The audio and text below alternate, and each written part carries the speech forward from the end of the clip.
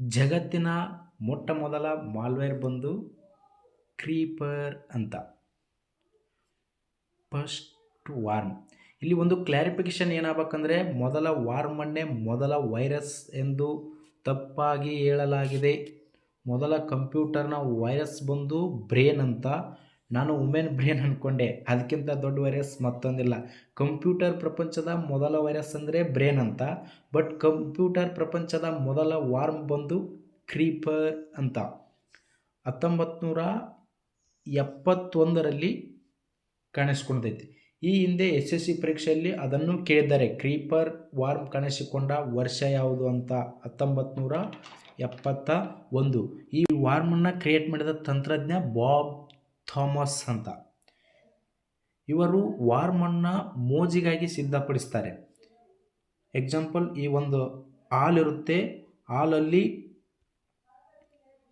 ಕೂತ್ಕೊಂಡು ವರ್ಕ್ ಮಾಡ್ತಾ ಇದ್ದೀರಿ.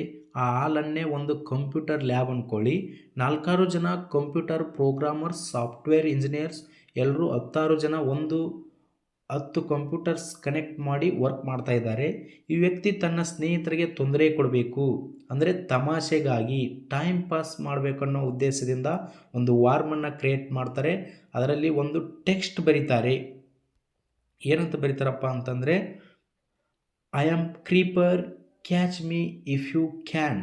ಕೆಲಸ ಮಾಡ್ತಿರೋ ಕಂಪ್ಯೂಟರ್ನಲ್ಲಿ ಸಡನ್ನಾಗಿ ಸ್ಕ್ರೀನ್ ಹ್ಯಾಂಗ್ ಆಗಿದ್ದೆ ತಡ, ನಾನು ಕ್ರೀಪರ್ ಅಂತ, ಸಾಧ್ಯ ಆದರೆ ನನ್ನನ್ನು ಕ್ಯಾಚ್ ಮಾಡಿ, ನನ್ನನ್ನು ಹುಡುಕಿ, ನನ್ನನ್ನು ಬಂಧಿಸಿ ಅಂತ ಹೇಳಿ ಸಿಸ್ಟಮ್ ಹ್ಯಾಂಗ್ ಆಗಿಬಿಡ್ತದೆ. ಪಾಪ ಗ್ರೂಪ್ನಲ್ಲಿರೋರು ಎಲ್ಲರೂ ಶಾಕ್ ಆಗ್ತಾರೆ. ಆಮೇಲೆ ನೋಡಿದರೆ ಅವ್ರ ಆತ್ಮೀಯ ಸ್ನೇಹಿತರಾದ ಬಾಬ್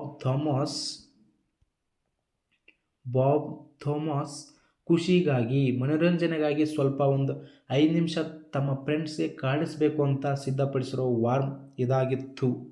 ಓಕೆನಾ? ಮುಂದಿನ ವಿಡಿಯೋದಲ್ಲಿ ಮತ್ತೆ ಭೇಟಿಯಾಗೋಣ. ಅಲ್ಲಿವರೆಗೂ ಜೈ ಹಿಂದ್, ಜೈ ಕರ್ನಾಟಕ.